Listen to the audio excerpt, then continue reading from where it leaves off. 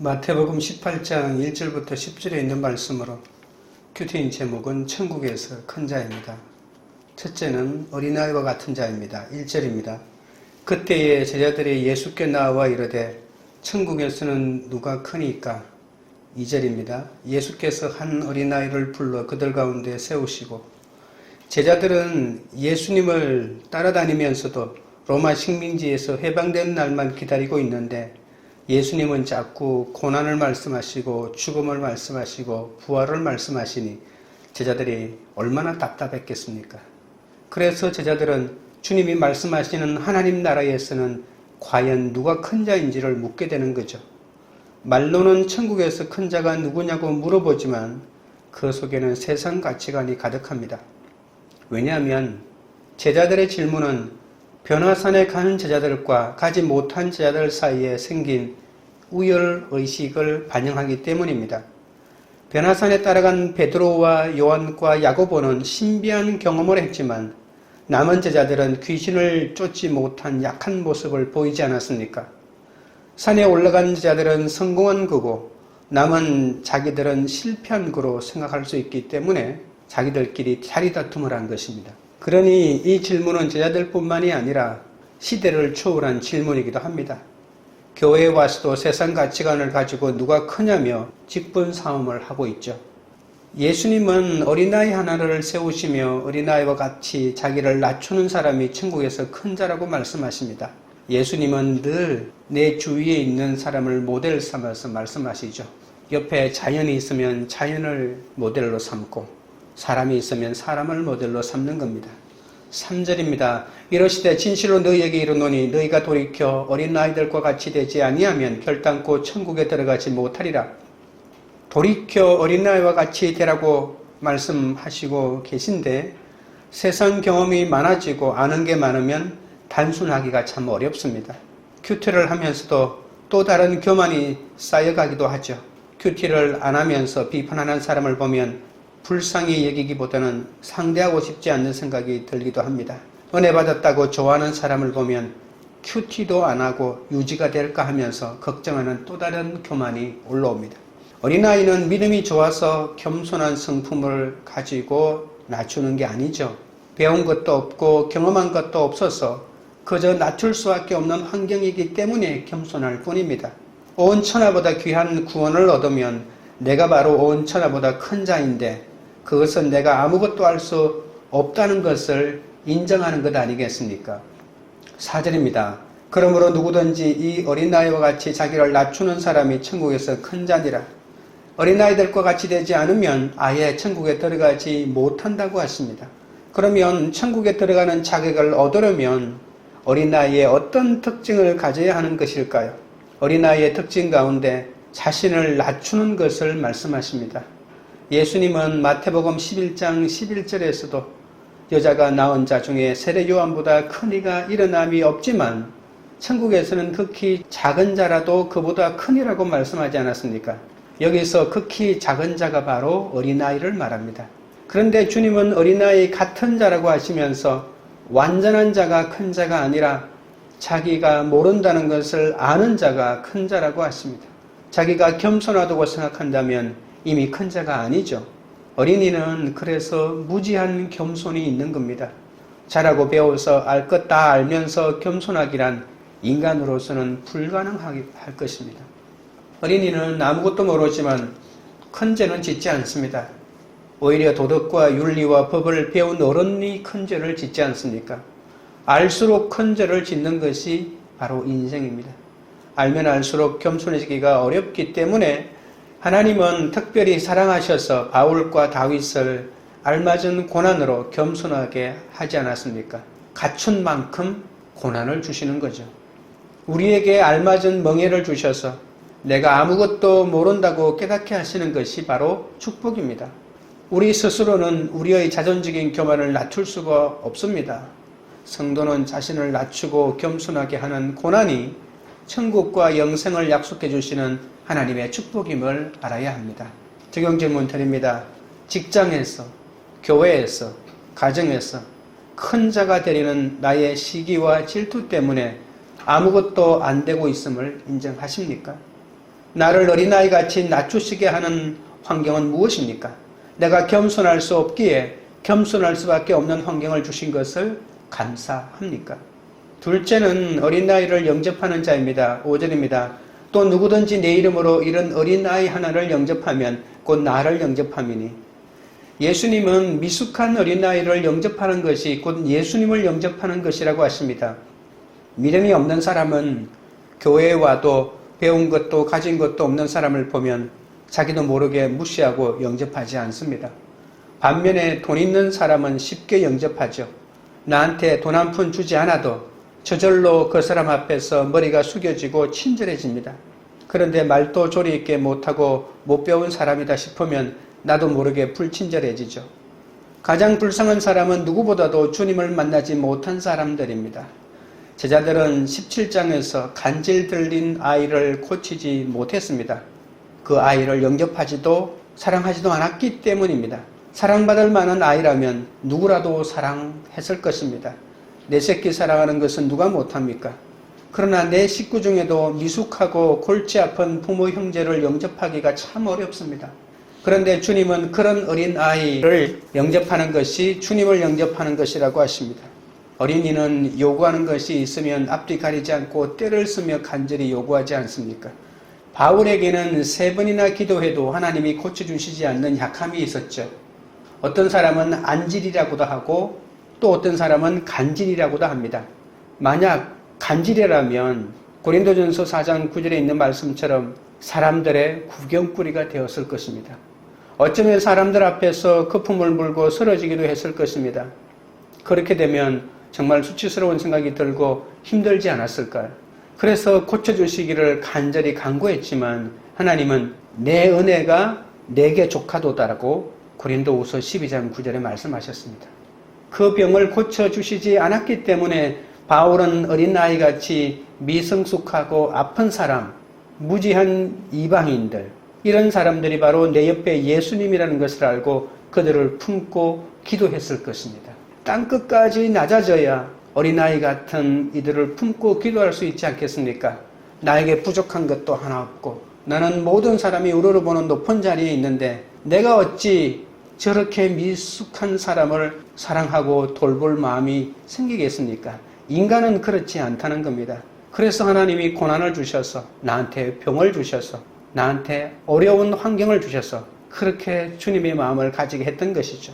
6절입니다. 누구든지 나를 믿는 이 작은 자 중 하나를 실족하게 하면 차라리 연자 맷돌이 그 목에 달려서 깊은 바다에 빠뜨려지는 것이 나으니라. 예수님은 이제 실족에 대하여 말씀하십니다. 실족하다는 헬라어는 스캔달론입니다. 이 말은 원래 덫에 있는 미끼라는 뜻입니다. 함정을 만들어 누군가를 몰락하게 만들기 위해 공격하는 것을 말하죠. 실족하는 일들이 일어나지 않는 것은 불가능하다라고 말한 본문도 있습니다. 기독교 공동체 안에서 갈등이 많잖아요. 왜냐하면 사람들이 흠도 많고 부족함도 많기 때문에 당연한 것입니다. 그렇다고 거짓 공동체가 되어서는 안 됩니다. 어떤 사람들은 교회는 어떤 결점도 없어야 한다는 환상을 가집니다. 이런 사람들은 그 결점 때문에 환멸감이 커져서 공동체를 계속 옮겨 다니죠. 실족이 교회 공동체 안에도 안 일어날 수는 없지만 그런 행위를 한 사람은 책임을 져야 한다는 뜻이기도 합니다. 우리는 이 세상의 악을 완전히 제거할 수 없다 해도 그리스도인으로서 그 악에 철저히 맞서야 하기 때문입니다. 더구나 다른 사람에게 죄를 짓게 만드는 원인을 제공해서는 더더욱 안 되죠. 나는 다른 사람에게 상처를 받는 억울한 사람이기도 하지만 나도 모르게 다른 누군가에게 상처를 주는 존재이기도 합니다. 나는 상처받은 사람이라고 자기 연민에만 빠져있지 말고 자신의 말 한마디에 실족하는 사람이 없는지를 살펴야 하는 것이죠. 작은 자는 누구를 말할까요? 어린아이를 말하는 것일까요? 물론 어린아이를 말할 수도 있겠지만 못 배우고 어리석은 사람, 병들고 가난한 사람, 소외된 적은 무리를 상징하는 표현이기도 합니다. 영과 육이 연약하여 혼자 힘으로는 일어설 수 없는 지체들이 우리 주위에도 많이 있습니다. 제자들에게 닥치는 문제는 큰 죄악의 싸움이 아니라 어쩌면 너무나 사소한 자금과 약함과의 싸움입니다. 그래서 자금과 약함은 제자가 그리스도 안에서 마땅히 갖추어야 하는 성품에 도달하지 못하는 무능력, 작은 예로도 상처를 받고 걸려 넘어지는 연약함을 말하는 것입니다. 연자맷돌은 원반 모양의 거대한 돌로 만든 것인데 이것을 돌리려면 짐승의 엄청난 힘이 필요합니다. 한번 돌아가면 콩물을 으깨고 빠진다는 거죠. 이 커다란 연자맷돌을 달고 바다에 빠지면 다시는 올라올 수 없을 것입니다. 실족하게 하면 그냥 지옥에 간다는 말이겠죠. 이것을 목에 매단 채 바다에 던져지는 그림은 일종의 과장법입니다. 그만큼 다른 사람을 실족하게 하는 죄가 크다는 그런 뜻이겠죠. 약하고 의지할 곳 없는 사람들을 실족시키는 것은 그 사람에게 죄를 짓는 것이 아니라 바로 그리스도에게 죄를 짓는 것이라고 하셨습니다. 특히 가르치는 입장에 있는 사람은 영향력이 그만큼 크기 때문에 남을 실족시키기가 쉽습니다. 부모는 자녀들에게, 교사는 학생들에게, 목사는 성도들에게, 지도자로서 계급과 성별과 인종과 나이가 다르다고 작은 자를 차별하여 실족하게 할 수가 있다는 것을 알아야 하는 거죠. 영적으로 어린아이와 같은 이 사람들을 영접하고 잘 섬기는 것이 곧 예수님을 영접하는 것이고, 이들을 실족하게 하지 않고 주께로 인도하는 것이 제자된 사람의 사명이기도 합니다. 적용 질문 드립니다. 내가 영접해야 할 어린아이와 같은 한 사람은 누구입니까? 셋째는 작은 자를 업신여기지 않는 자입니다. 7절부터 9절입니다. 실족하게 하는 일들이 있음으로 말미암아 세상에 화가 있도다. 실족하게 하는 일이 없을 수는 없으나 실족하게 하는 그 사람에게는 화가 있도다. 만일 내 손이나 내 발이 너를 범죄하게 하거든 찍어내버리라. 장애인이나 다리 저는 자는 영생에 들어가는 것이 두 손과 두 발을 가지고 영원한 불에 던져지는 것보다 나으니라. 만일 내 눈이 너를 범죄하게 하거든 빼어내버리라. 한 눈으로 영생에 들어가는 것이 두 눈을 가지고 지옥불에 던져지는 것보다 나으니라. 실족하게 하는 사람과 실족하는 사람 중에 누가 더 영향력을 미치겠습니까? 실족하게 하는 사람이 가장 영향력이 더 크겠죠. 그 중에서도 상담하고 설교하는 사람이 제일 실족하게 하는 사람이기 때문에 그 사람들은 정말 기도하고 분별하면서 사명을 감당해야 합니다. 내 눈과 내 손과 내 발이 범죄함으로 나와 남을 실족하게 한다고 합니다. 예수님은 범죄하는 내 손과 내 발을 찍어내버리고 내 눈을 빼어내버리는 것이 영원한 지옥불에 던져지는 것보다 낫다고 하시죠. 손발을 자르라는 강력한 가르침은 다른 범죄와 연관되어 주신 말씀이 아닙니다. 어린아이 하나를 실족하게 하는 죄를 짓는 것보다 차라리 손발을 찍는 것이 낫다고 말씀하십니다. 남을 실족하게 하는 사람은 결국 나를 실족하게 하는 사람이고, 어린아이를 실족하게 하는 사람은 결국은 자신을 실족하게 하는 것이죠.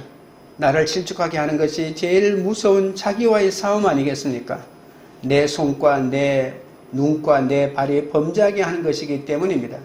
내 손과 내 발 때문에 실족하는 식구, 자녀가 얼마나 많습니까? 기어코 이혼하겠다고 우기는 부모가 자녀를 실족하게 합니다.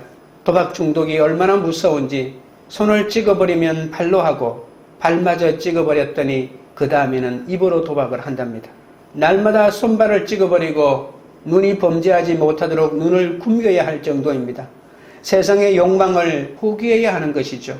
죄를 범하지 않고자 포기하는 것이 있어야 주님의 제자가 되지 않겠습니까? 세상의 것들을 하나도 포기하지 않고 어떻게 사명의 땅으로 갈 수 있겠습니까? 십자가는 세상에서 보기엔 미련해 보입니다. 정말 어린아이처럼 머리 쓰고 보이는 십자가지만 이 길만이 살 길임을 믿어야 합니다. 10절입니다. 삼가 이 작은 자 중에 하나도 업신여기지 말라. 너희에게 말하노니 그들의 천사들이 하늘에 계신 내 아버지의 얼굴을 항상 배옵느니라. 히브리서 1장 14절에는 모든 천사들은 섬기는 영으로서 구원받을 상속자들을 위하여 섬기라고 보내심이 아니냐라고 했습니다. 성도에게는 수천사가 있다는 말로 해석할 수도 있습니다. 성도들이 너무나 무능하고 연약해 보이는 어린아이를 보호하면 천사가 항상 하나님께 보고하지 않겠습니까? 로마서 12장 1절에 그러므로 형제들아 내가 하나님의 모든 자비하심으로 너희를 권하노니 너희 몸을 하나님이 기뻐하시는 거룩한 산제물로 드리라. 이는 너희가 드릴 영적 예배니라고 했습니다. 우리 모두는 주 안에서 형제입니다. 피보다 진한 보혈의 공동체 아닙니까? 그렇다면 누구를 업신여길 수 있겠습니까? 기가 막힌 그 사람을 천사와 하나님이 보호하시는데 내가 그를 업신여긴다면 하나님을 대적하는 것 아니겠습니까? 그런 사람은 결코 천국에서 큰 자가 될 수 없습니다. 나는 지금 업신여김을 당하고 있다고 생각하지만 나는 그 사람을 업신여기고 있지는 않습니까? 나는 왕따 당한다고 생각하지만 나는 다른 사람을 왕따시키지는 않았습니까?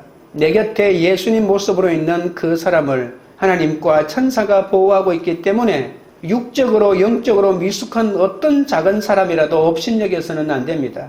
내가 얼마나 형편없는 인생이었는지를 안다면 그 힘든 자녀와 배우자를 업신여기지 말고 끝까지 품고 가야 합니다. 내가 천국에서 큰 자들하고 그들이 수고하고 있는 것이죠. 나의 어리석음으로 낮아짐의 환경을 겪고 그것을 통해 말씀을 깨달은 사람은 어린아이처럼 낮아진 한 사람을 업신여기지 않고 섬길 수 있습니다. 이런 섬김이 세상에서는 미련해 보여도 하늘에 계신 아버지께서는 인정해 주시고 천국에서 큰 자로 세워주시는 것이죠. 적용 질문 드립니다. 내가 찍어내야 하는 손과 발, 눈이 행하는 죄는 무엇입니까? 나를 힘들게 하는 영적, 육적으로 미숙한 사람들은 누구입니까? 나의 낮아진 환경으로 어린아이 같은 그들을 영접하고 있습니까? 기도드리겠습니다. 하나님 아버지, 자신을 낮추고 겸손하게 하는 고난이 천국과 영생을 약속해 주시는 하나님의 축복이라고 하셨습니다. 겨자씨 하날 만한 믿음이 없어서 주위 사람들을 실족하게 하고 형제의 죄를 용서하지 못하고 판단하고 지적하기만 했사오니 불쌍히 여겨 주옵소서. 땅에서나 천국에서나 큰 자가 되고 싶고 나를 낮추고 겸손하게 하는 환경을 피하고 싶어하는 저를 용서하여 주옵소서. 형제의 죄를 비웃기보다 내 생각과 판단으로 형제를 실족하지 않게 하시고 죄를 고백하는 형제를 진심으로 용서하는 성숙한 믿음을 허락하여 주옵소서. 영적으로 어린아이와 같은 사람들을 영접하고 잘 섬기는 것이 곧 예수님을 영접하는 것이라고 했습니다.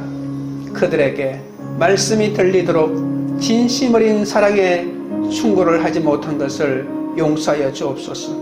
아직 말씀을 깨닫지 못해 어린아이와 같이 연약한 지체들을 잘 영접하도록 인도하여 주옵소서. 실족하지 않게 하고 그들을 죽기로 인도하는 것이 지자된 사람의 사명임을 알게 하여 주옵소서. 나의 어리석음으로 낮아짐의 환경을 겪고 그것을 통해 말씀을 깨달은 사람은 어린아이처럼 낮아진 그 한 사람을 업신여기지 않고 섬길 수 있다고 했사오니 우리를 범죄하게 하는 우리의 손과 발을 날마다 찍어버리듯 우리의 정욕을 내려놓게 하여 주옵소서. 관계 우리들 교회가 직장에서, 교회에서, 가정에서 큰 자가 되려는 시기심과 질투심 때문에 아무것도 안 되고 있음을 인정하는 공동체가 되게 하옵소서. 내가 겸손할 수 없기에 겸손할 수밖에 없는 환경을 주신 것을 감사하는 공동체가 되게 하옵소서. 아직도 우리의 죄의 길로 가게 하는 손과 발, 눈과 행하는 죄를 단호하게 끊어내게 하옵소서. 각자의 낮아진 환경으로 우리를 힘들게 하는 영적, 육적으로 미숙한 사람들을 영접하여 천국에서 큰 자로 살아가는 그런 공동체가 되도록 역사하여 주시옵소서. 예수 그리스도 이름으로 기도드리옵나이다. 아멘.